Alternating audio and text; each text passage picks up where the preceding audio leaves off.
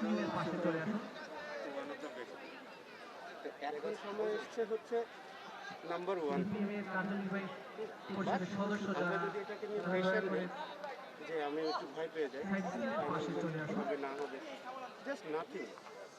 Think like যে এটা ওই যে আপনার লিগে যখন ম্যাচ শুরু করছিলেন টুর্নামেন্টে ওরকম আর একটা ম্যাচ।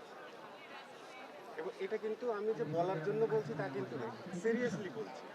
আপনি যদি এখানে হেরে যান কী হবে?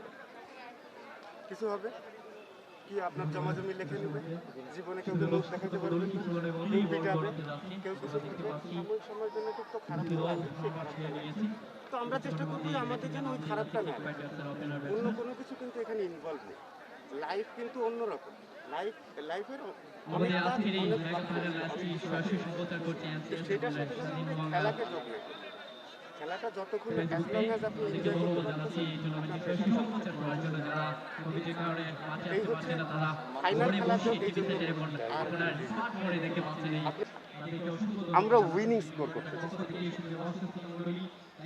অলরাইট।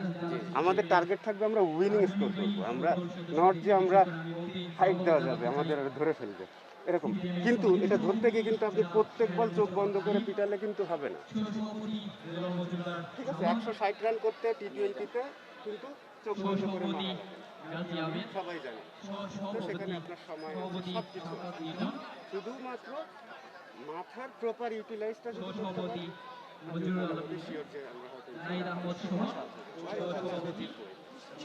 সবার ইন্টেনশন থাকবে এরকম, এই ম্যাচ আমরা জিতবো। কে কার সাথে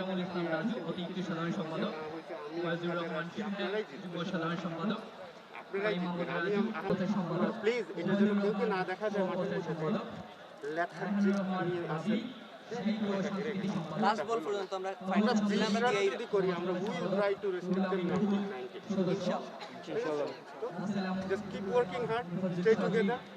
আর যারা আর আমি শিওর যে আপনারা যেহেতু ফাইনাল পর্যন্ত উঠছেন, তো তার মানে আপনারা মোটামুটি এখানকার প্রত্যেক ম্যাচ